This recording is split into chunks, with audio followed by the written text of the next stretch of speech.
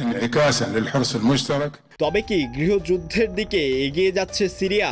সাবেক ক্ষমতাচ্যুত president Bashar আল আসাদের অনুগতদের সঙ্গে সরকার দলের নিরাপত্তা কর্মীদের সংঘর্ষ শুরু হয় গত 2 দিন ধরে। এর মধ্যে এই সংঘর্ষে গত 2 দিনে 1000-এরও বেশি মানুষ নিহত হয়। এর মধ্যে দেশটির ক্ষমতাচ্যুত সাবেক প্রেসিডেন্টের অনুগত আলাউদ সম্প্রদায়ের 745 জন বেসামরিক নাগরিক ছিল।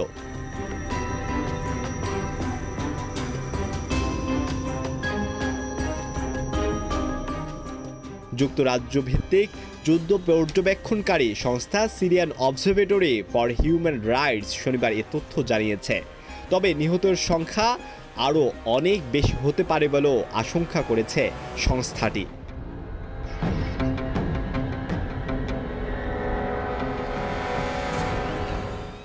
সংস্থাটি জানায়, সহিংসতার রিপোর্ট লেখা পর্যন্ত সিরিয়ায় 1000-এরও বেশি মানুষ নিহত হয়েছে।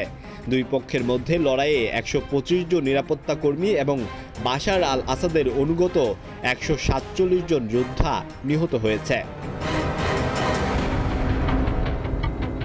আলাউদ সম্প্রদায়ের প্রাণ কেন্দ্র হিসেবে বিবেচনা করা হয় এমন এলাকাগুলোতে আসাদের প্রতি অনুগত বিদ্রোহীদের সঙ্গে নিরাপত্তা বাহিনীর ব্যাপক সংঘর্ষের খবর ইতিমধ্যে বিশ্ববাসী জানে।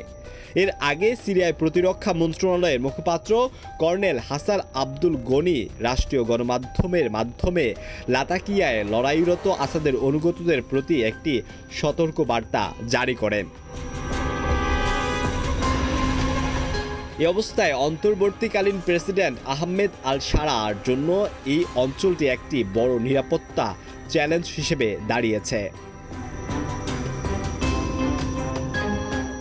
এদিকে আলাউদ সম্প্রদায়ের কর্মীরা বলছে, আসাদের পতনের পর থেকে তাদের সম্প্রদায়ের সহিংসতা ও আক্রমণের শিকার হচ্ছে। বিশেষ করে হোমস ও লাতাকিয়ায় গ্রামীণ এলাকাগুলো এ ধরনের ঘটনা বেশি ঘটছে।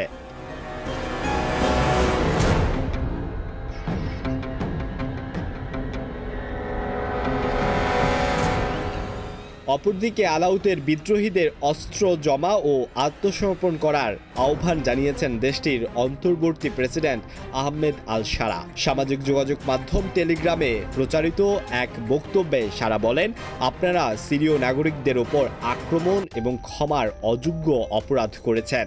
আপনাদের অস্ত্রগুলো জমা দিন এবং এর দেরি হয়ে যাওয়ার আগেই আত্মসমর্পণ করুন।